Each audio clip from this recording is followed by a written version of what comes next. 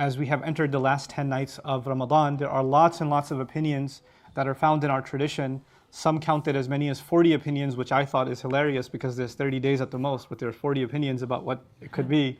But there are others like Imam Razi who counts 9 different opinions, and some even held the view that it's the 13th night or the 19th night or the 23rd, the 21st, the 27th, etc., etc. There's multiple views on what night it could be. What I'm not going to talk about today is which night it could be. What I will talk to you about, because after studying all of those different opinions and those inclinations, what seems to me the most convincing view of what night is Laylatul Qadr is that it's any one of these last 10 nights. That's the most compelling argument. And our attitude towards Laylatul Qadr should be almost like it moves every year. Don't think it's one of these nights. It's a moving target. So you're constantly seeking it. And this is actually something that evidences from some of the signs of Laylatul Qadr. I'll read some of them to you. There are some hadith that point to, what to look for in Laylatul Qadr. Like, Sahaba saw it in a dream, and you'll have even believers today that just see it in a dream and they'll be convinced on their own. It's an ilhami kind of thing. It's not like they can post it online, I saw it in a dream, it's tonight, or whatever, but like it's for themselves. They can get that feeling that it's tonight. It's an unusual sense of peace or calm. There are some hadith, I'll read them off to you inshallah when the time comes, about what it feels like in the night, etc. But none of that is actually 100%, because there are people that live in Antarctica, and they're not going to get a nice breeze and say, oh yeah, it must be Laylatul Qadr, or that's not going to happen. Or there are some people that live in different kinds of climates, and they, or they're in Scotland where it's mostly cloudy, right? And then the rays of the sun in the morning aren't really a thing, so it's going to be difficult to say, okay, well, these signs are an absolute indication, but these are some indications that have been maybe perhaps alluded to. So it's not a hard science. But yet again, I remind myself and I remind you that this is a very important quest. Seeking that night and taking advantage of that night is such a big deal that Allah actually dedicated an entire surah, not just an ayah or 2 ayat, an entire surah of the Quran just to this. And if that wasn't enough, in the opening of Surah Al-Dukhan, He did it again. In surah number 44, He actually did it again. He dedicated the first passage only to this night and what this night implies and what its importance is. So it's not a small thing. There are other nights or days in Islam that have value, right? But the Hajj, its sacred days are there. Of course, the entire month of Ramadan has sacred value. But there's not any one of those times in the year or the calendar that has been specified by an entire surah just by itself. That's never happened. The only other thing I can think of is a surah dedicated by a time, and that's the Jumu'ah prayer, Suratul Jumu'ah, right? And even that, the entire surah is not dedicated to Jumu'ah. It's the last couple of ayat, 9, 10, and 11. Those are dedicated to the Friday prayer. The rest of the surah is about something else. It leads up to the Friday prayer, right? So this is unique, and this is something that we really should be taking into consideration as we've entered into these nights. And I pray that Allah Azza wa Jal gives us the opportunity, the strength, the enthusiasm, the sincerity of heart, the genuine tears, that we're able to earn Allah's forgiveness in this time. Okay, so Allah Azza wa Jal begins this surah by saying, Inna anzalnahu fi laylatil qadr. There's no doubt that we in fact sent it down in the night of power. Notice in the previous surah, we saw the first revelation, Jibreel alayhi salam came. But Allah has removed Jibreel alayhi salam from the equation as if to say, yes, Jibreel came to you, but actually the words are my own. I'm the one who sent it down. So He took credit Himself and made it even more direct in the night of power. He described it as not we sent our messenger Jibreel down to you, but we ourselves sent it down to you in the night of power. Notice also the word hu, inna anzalnahu. We sent it down, as opposed to Allah saying we sent the Quran down. This is called damiru sha'an. In other words, when you say it, obviously you're thinking about something that you're expecting people already know. Like if I was talking to you in a conversation and say, hey, did you watch it? Did you see it? And you could either you have no idea what I'm talking about and you say, what's it? What did I see? Or both of you are watching the cricket match, or both of you are watching the football game, and when I say, did you see it? I was like, yeah, it was awesome. And nobody said it was the game or the match. Both said it was awesome because it's on our minds. When Allah says, Inna anzalnahu, we sent it down, it's actually an indication that the Quran, as it started coming down, was on everybody's mind. Like this was something that became a phenomenon. And it's when you say, have you heard it? It's like people in Makkah, when they heard the concept, have you heard it? They couldn't think of anything other than Quran. It wasn't poetry or some story or anything else that even came in their mind, even the enemies' minds. The Quran permeated and flooded the city of Makkah.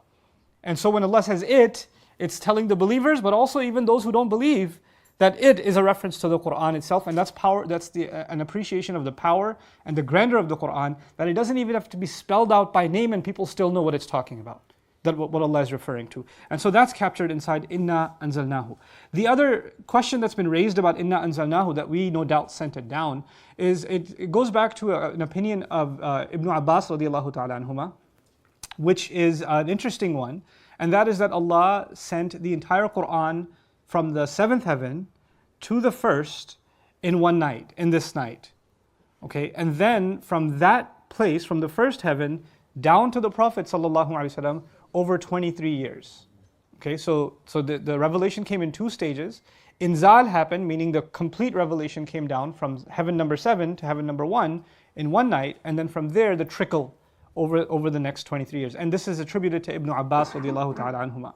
Scholars are inclined to believe that this is something he learned from the Messenger himself, sallallahu alaihi wasallam. And the reason they're inclined to believe that is obviously there's no way for Ibn Abbas as a companion of the Prophet sallallahu alaihi wasallam to know what's going on in the seventh heaven or the first heaven. These are matters of the unseen. And the only way he can confidently comment on matters of the unseen is if his knowledge of that is attributed to something he heard from Rasulullah sallallahu alaihi wasallam. Otherwise, he wouldn't be dare saying something like that about the unseen realm.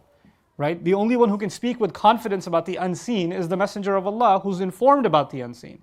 If a companion is speaking about the unseen, our confidence, especially in a knowledgeable companion like Ibn Abbas radiallahu ta'ala anhuma, then our confidence is that he must have learned this knowledge of the unseen from the Prophet ﷺ. He's not quoting him, he's paraphrasing him, but that's why this is called marfu', meaning this knowledge is actually something acquired from the Messenger of Allah ﷺ, which is why I'm also inclined towards that view.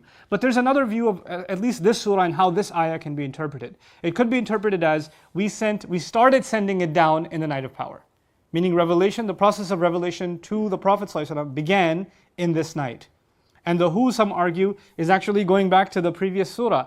Iqra bismi rabbika alladhi, alladhi khalaq, we sent that down in the night of power. So he's making reference to that in the night of power. Now, a minor controversy in our studies, which really isn't, it's almost a non-issue, but I'll mention it for academic purposes. Some actually held the view that this Laylatul Qadr is not referring to Ramadan. That is referring to the middle of Sha'ban, because there are some narrations that are attributed from Aisha radiallahu anha about the blessings of the month of Sha'ban, and it's called Laylatul Mubarakah also, and it has to do with decree and things like that. So they held the view that maybe this is not talking about Ramadan, this is talking about the middle of Sha'ban. Now that view is strictly, like outright negated for many reasons, and I'll just share one of them with you. Allah says explicitly about the Quran, Shahru Ramadan, alladhi unzila fihi Al-Quran. The month of Ramadan is the one in which the Quran was sent down. And every night of the month of Ramadan belongs within it, within the revelation month. And of course this night, when Allah says we sent it down in Laylatul Qadr must belong in Ramadan. Those two things go hand in hand, and the argument becomes ironclad. There's no other way of looking. Others have extracted from it, how will you know that it's Laylatul Qadr?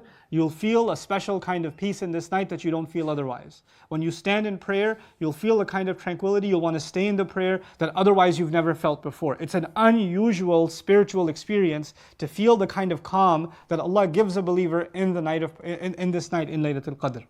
And so, these are the things we look for in Laylatul Qadr. I'll just read at the end what I was going to read to you in the beginning. Just some things to look for that are found in hadith literature about seeking the night and what its value is. So of course, al-ajal wal-arzaq khilal al-am fiha yufraqu kullu amrin hakim are limits, are maybe the time of our departure before Allah, all of our provisions, all of that is decreed in this night. That's one of its blessings. Of course, angels descend. What do they descend with? Bil khayri wal barakati wa rahmati wal maghfirah. They descend with everything good, with everything blessed, with all of Allah's mercy and His forgiveness. And by the way, like I was saying before, it perhaps suggests that the angels that descend in this night are only meant for this night. Like they don't descend any other time. And especially that is true of Jibreel alayhi salam. Then just some ways to tell if this is the night, and again there may be geographical restrictions here. إِنِّي كُنْتُ أُرِيتُ لَيْلَةَ الْقَدْرِ ثُمَّ نُسِيتُهَا. The Prophet says sallallahu alaihi wasallam in this narration, I was made to see Laylatul Qadr and then I was made to forget it. وَهِيَ فِي الْعَشْرِ الْأَوَاخِرِ. And it's in the last 10 nights. وَهِيَ تَلْقَةٌ بَلْجَةٌ لَا حَارَّ وَلَا بَارِدَةٌ. It's a calm night, not too hot, not too cold. كَانَ فِيهَا قَمَرًا يَفْضَحْ كَوَاكِبُهَا. And it has a moon that its stars are also brilliant, or it overshadows its stars, and its shaitan doesn't come out حتى يخرج فجرا, meaning no evil comes out in it. People don't erupt in it until the fajr comes. الطمأنينة, like we say, سلام هي حتى مطلع الفجر. It's peace until the morning time, until fajr time, or until dawn of fajr. That actually means people are unusually at peace in this night. So even when you go to Taraweeh and stuff, nobody's annoyed, and nobody's pushing and shoving, or kids aren't a circus outside. Like everything's a little more calm than usual. There's something going on, Then he says, Laylatul Qadr, Laylatun talqa la harra la barida tusbihu shamsu yawmaha hamra da'ifa. Some say that the breeze is soft. This is Rawahu ibn Khusayma wa sahhahahu Albani.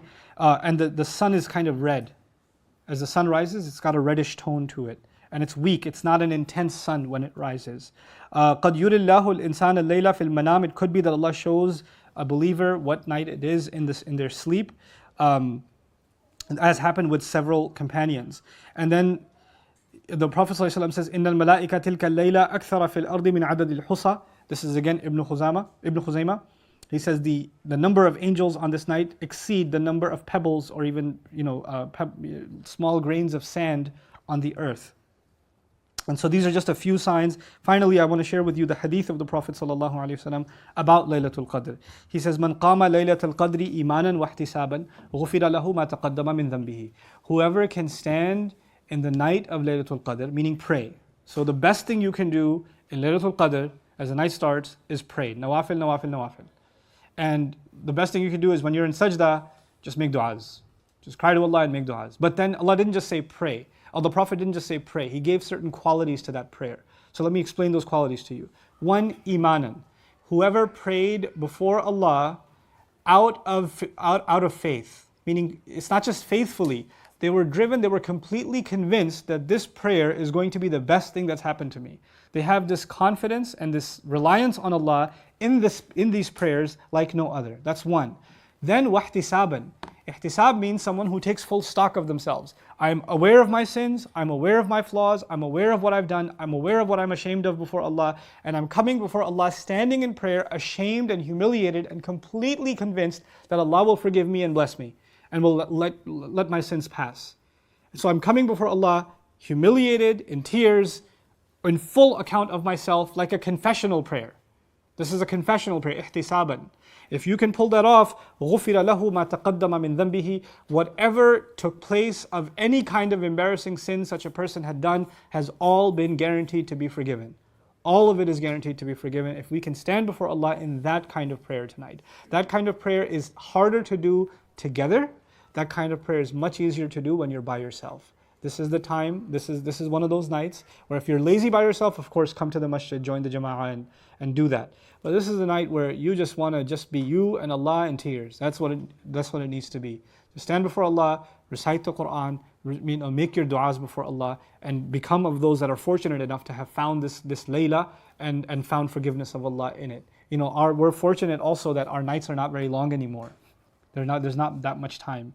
Get some rest, pray, get some rest, pray again, get some rest, pray again. But do that in these nights. May Allah Azza wa Jal help all of us find Laylatul Qadr.